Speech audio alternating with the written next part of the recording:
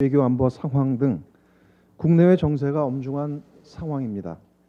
정치권은 물론 범사회적 역량 결집이 너무나도 필요한 시기입니다. 그런데 이처럼 중차된 시기에 황교안 대표와 자유한국당은 또다시 무책임한 장외투쟁을 선언했습니다. 참으로 뜬금없고 황당한 작태입니다. 이번 주는 비건 대표의 방한, 한일 외교장관 회담, 그리고 지소미아 연장 시한 도래, G7 정상회의 등 중대한 외교 안보 일정들이 연이어 예정되어 있습니다. 정기국회 개회도 겨우 10일 남짓 남은 상황입니다. 이 같은 때 제1야당이 국회 밖으로 뛰쳐나가 한가한 정치 파업을 벌인다면 국민들이 과연 용납하시겠습니까? 황교안 대표가 거리로 뛰쳐나간다 한들 추락 중인 대선 후보 지지율이 나아지겠습니까? 국민의 외면만 더할 뿐입니다. 오죽하면 자유한국당 내부에서조차 불만의 목소리가 나오겠습니까? 조국 후보자에 대한 막무가내식 신상털이 공세 또한 마찬가지입니다. 법무장관으로서의 자질 검증은 뒷전인 채 자유한국당은 검증 대상도 아닌 후보자 가족들에 대한 신상털이와 사생활 침해에만 혈안이 되어 있습니다. 그야말로 파렴치한 정치 공세가 아닐 수 없습니다.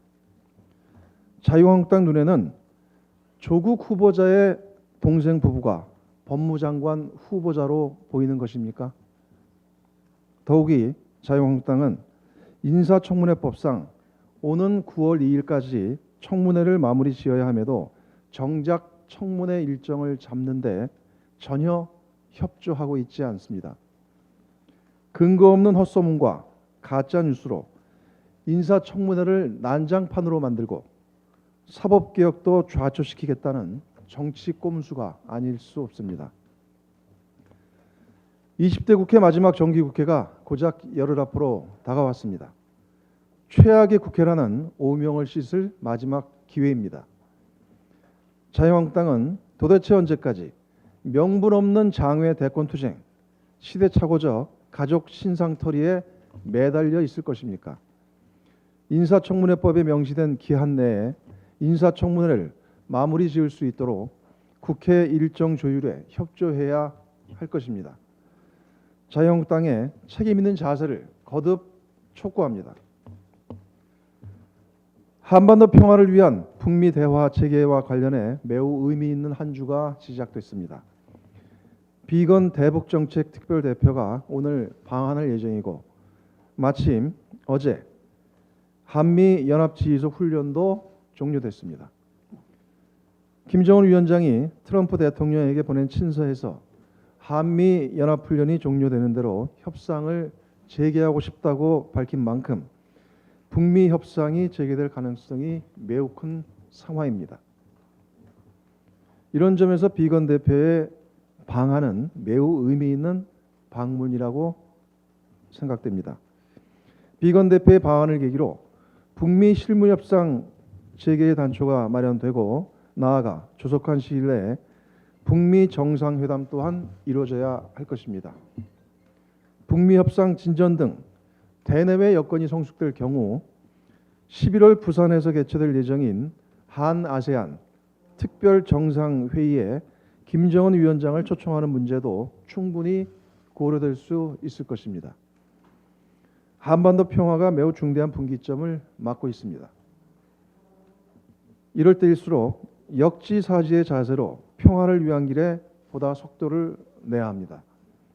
북한 당국의 책임 있는 자세를 강력히 촉구하며 정치권도 정파적 이해에 몰두한 발목 잡기가 아니라 정부의 평화 실현 노력을 적극적으로 뒷받침해야 할 것입니다.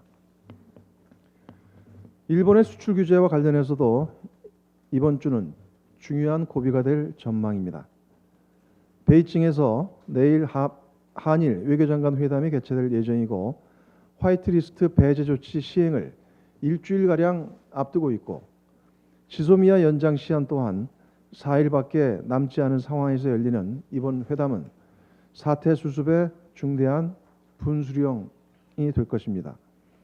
문재인 대통령께서 광복절 경축사를 통해 대화와 타협, 동북아 공동 번영의 비전을 제시한 만큼 일본도 이에 적극 화답해야 할 것입니다.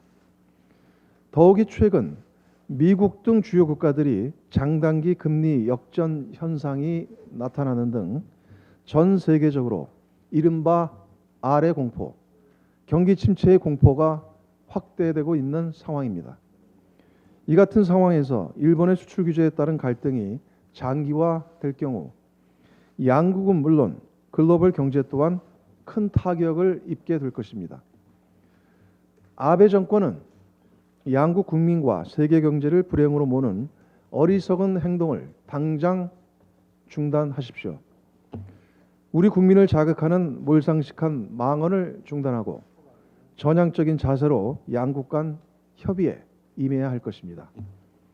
아울러 24일부터 개최될 예정인 G7 정상회의가 일본의 외교적 선전장으로 전락되지 않도록 우리 정부의 기민한 대응 또한 당부하는 바입니다. 이상입니다.